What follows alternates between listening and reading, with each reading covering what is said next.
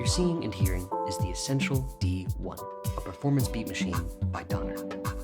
With 12 sample channels, a 64-step sequencer, 64 kits, 256 beats, individual controls over each sample with envelope control, 2 bus FX, the D1 has everything you need to get on stage and put on a show. The D1 operates like this. You build a kit of 12 samples using the Donner Control computer software, or use one of the preset kits. You load up a pre-made beat, or create your own using the step sequencer, or by finger drumming. Then, use a combination of volume control to add or remove parts, switch between beats to progress through your song, and even use built-in fills to make transitions. The D1 comes with a 9-volt DC power adapter and a USB cable for connecting to the Donner Control software, which you can use to build your own kits, back up your work, or update the firmware. On the back, we have a dedicated headphone jack, outputs for your monitors or audio interface, an aux in for adding another instrument to your mix, and even full 5-pin DIN MIDI for sequencing external instruments, or sending MIDI to the D1. Let's hit the basics. The D1 plays back samples, pre-recorded sounds, whether they're drums or chords or bass or vocal, what have you. To really make the device your own, you're best off loading in your own collection of sounds that fit your particular genre, be it house or lo-fi or what have you. For this demo, I'm going to be using one of the preset kits by going into kit, and I'll choose my personal favorite, lo-fi hip-hop. So what are the 12 sounds we have loaded into this kit? Well, the D1 actually has labels above each button to indicate what they typically are. For example, here we have BD, SD, bass drum, snare drum. Above that, we have a closed hat and an open hat. To its right, we have a high tom and a low tom. Now, every kit is a little bit different, and you don't have to necessarily follow these labels. For example, the high tom is a conga, and the low tom is a sort of a shaker sound. And on the right, we have a cymbal, and in this case, a snap. The top row is for samples, and those samples could be, again, anything. Bass, vocal, chords.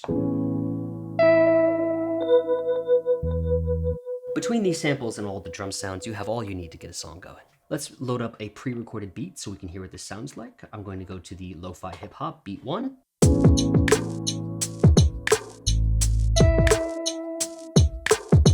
Now, right in the middle of the device, we have these 4 sliders. These control the levels of samples. For example, that shaker is a little bit loud. Let's bring that down.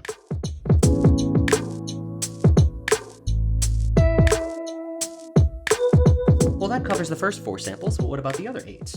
Right now, we're in bank A, which means these 4 sliders are controlling these 4 sounds. If I go to bank B, you can see the colors change. Now we're dealing with 5 through 8.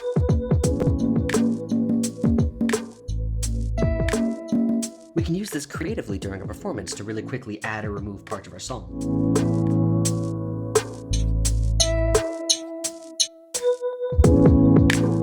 And we can do that same thing using a built-in mute function by holding the mute button and pressing the samples we want to mute.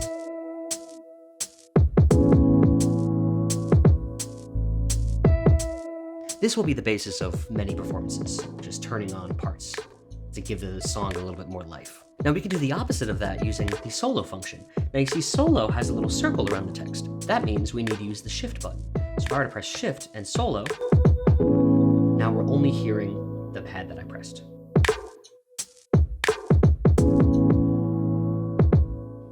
Now, a few other things in here worth noting. We've got a note repeat function. So if you wanted to add some 16th notes or some 32nd notes, or 64th if you combine them together.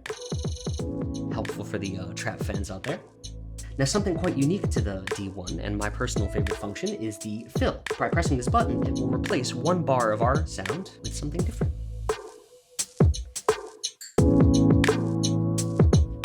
Now, we can arrange this kit a little bit. We can change a sample. If I go to this bass drum and want to change it to something different, go to value, click in, and we can pick different kicks here. You can do this while you're playing if you so choose. If you want to audition your sounds. So we could actually go through and build a whole separate kit as we're listening to this song playback.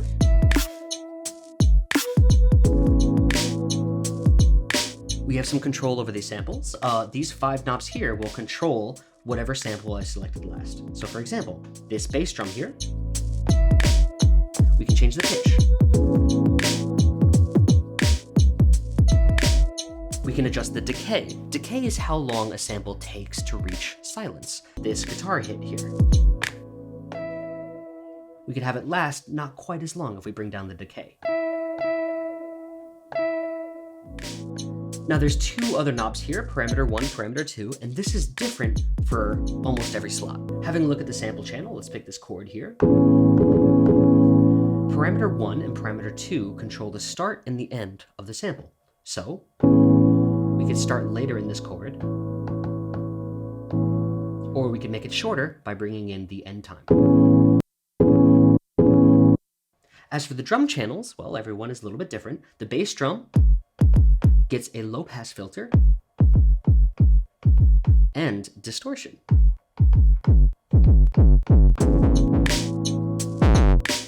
The snare gets a high pass filter with resonance control. Parameters 1 and 2 on the drums mostly control filters, but on occasion you'll get something special. For example, this snap here has a humanize function with this adorable animation. And actually what the humanize function does is quite interesting. It randomizes the velocity for each note. So if you were to play, say, a shaker line and turn up the humanize function, then the velocity of each step will vary at random. This is a good way to either give your shaker a little bit of human feeling or to create something pretty interesting with regards to rhythm. And the low tom, I believe, has a bit crusher.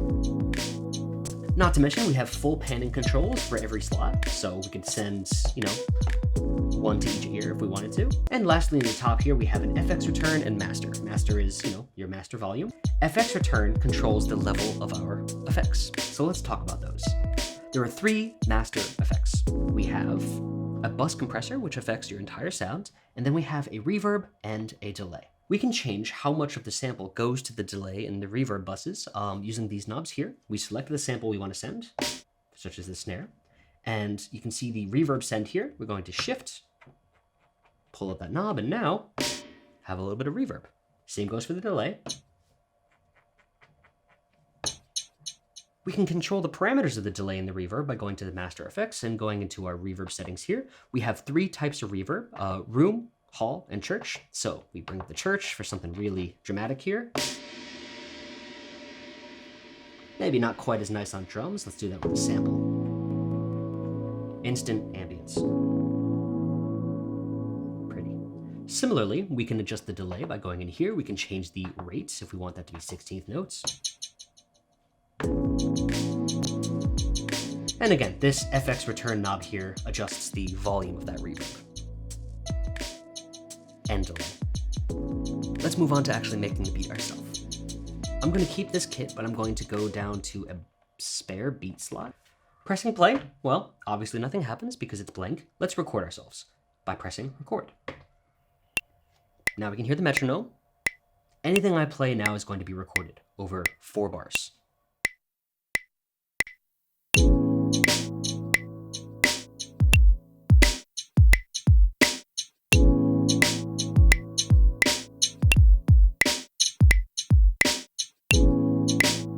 Cool, not bad. Let's try it again. I'll delete everything by holding clear all, and that will clear all of my inputted data. Let's try a little bit faster. So we can adjust the tempo by pressing tempo and moving up on the knob here, or we can tap it in ourselves.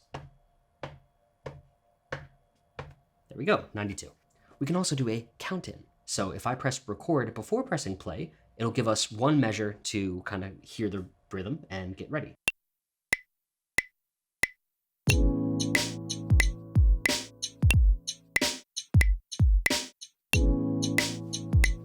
That's a little better.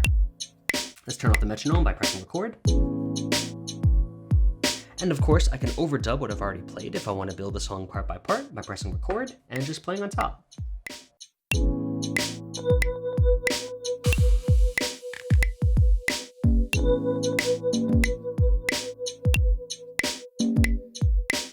If I don't like something that I did, I can just clear one single part by holding clear part and selecting a button, and that will get rid of that entire part. Now you'll notice this beat is 4 bars long. We can change that. If we go into edit by holding shift beat, we can see our length here.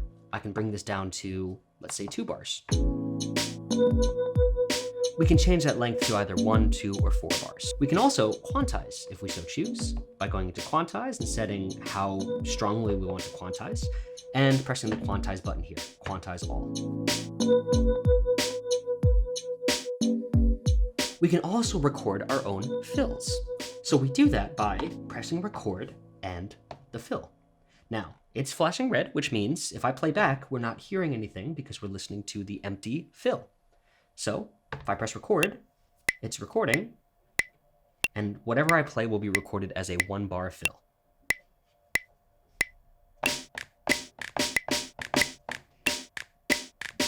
And it will play back on loop. To finish, press record and fill A again. Let's listen to our bar and listen to our fill. Not bad, right? All right, let's save this beat. I can do that by pressing save beat. And we're in beat 75 here. If I press value, I can rename if I so choose. I like to add like a Z, which means something I've worked on. You can go in here and really program the name, but it's a little bit easier to work on this on a computer, rename stuff in the software. So for now, I'll just add a Z to remind myself that I've worked on it. Click value once more, go over to save. Now, if I wanted to keep adding to this beat, then I could save this again to the next slot. Again, let's give it a Z. This way, if I were to add something on top of it, let's say this little open hat here.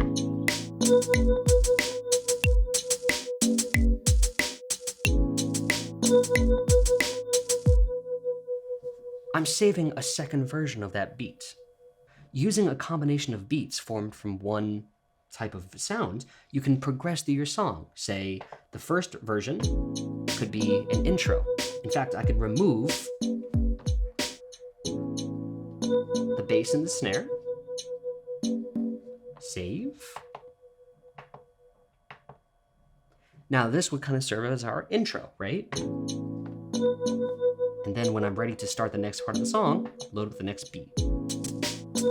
Saving beats to different slots is how we would form a song. So you can say beats 70 through 80 are one song and 81 through 90 are another song. It's up to you how you want to go about arranging it. And you can rename these in the software so it's a little bit easier to keep track of it.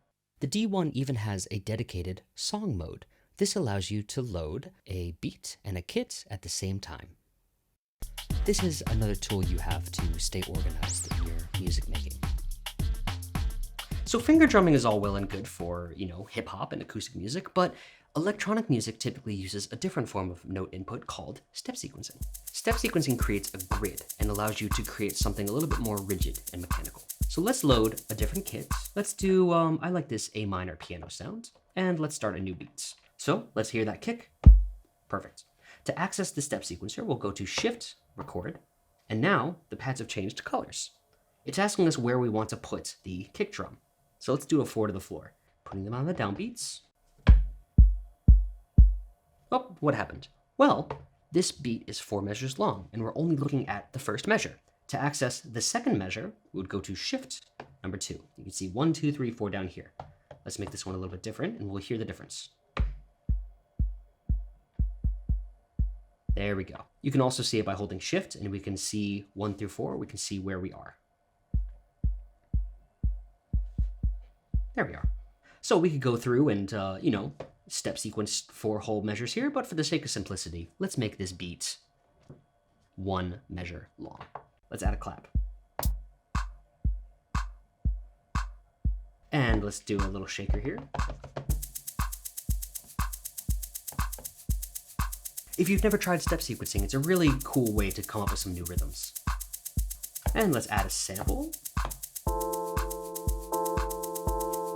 So it's pretty easy to get a beat going like this, And of course, we can still change the parameters of our different sounds by going to, let's say, the shaker here. Let's bring the decay down, make it a little shorter.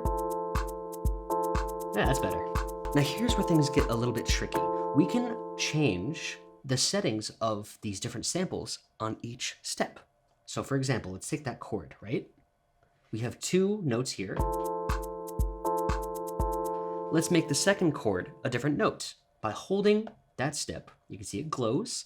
We have our different settings for that step here: velocity, pitch, decay, sample start, end, and pan. if I were to bring that pitch down, let's say 5 steps, and let's play back. At the bottom of this list, we have something called substep. Substep allows you to play multiple notes in a single step. So let's add a couple here.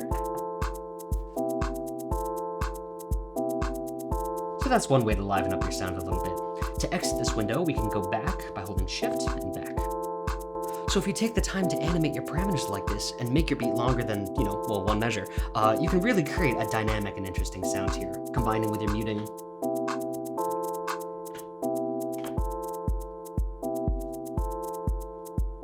Let's bring the tempo down a little bit. If you want to add a little bit of swing, we can do that by holding Shift and swing. Let's exit the step sequencer. The step sequencer and finger drumming aren't mutually exclusive. You can use them both in the same song if you so choose. So if you want to add something a little bit human on top of all that, let's say this conga here.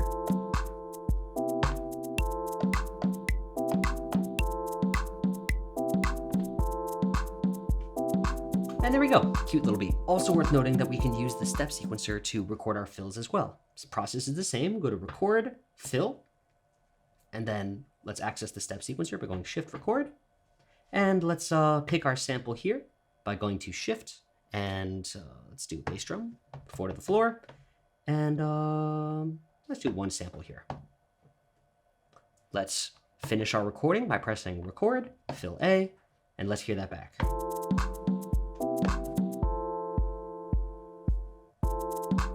Not bad. So with 2 fills per beat and 256 beats, you can really do quite a lot. You now have a full understanding of how this thing works, minus a few advanced functions such as, MIDI and a couple things in the menu here, but you have everything you need to get a song going. Now it's time to make the device our own. How do we make this thing sound like our own device as opposed to just playing preset beats? Well, we're gonna have to open the software for that. This is the Donner Control software. It's available on Windows and Mac, and it's the best way to organize your D1. On the left side, we have a file browser with which we can navigate to where we store our audio samples. I've made a kit for the D1, and I'll make it available for download so you can try it as well. We can preview each sound by clicking.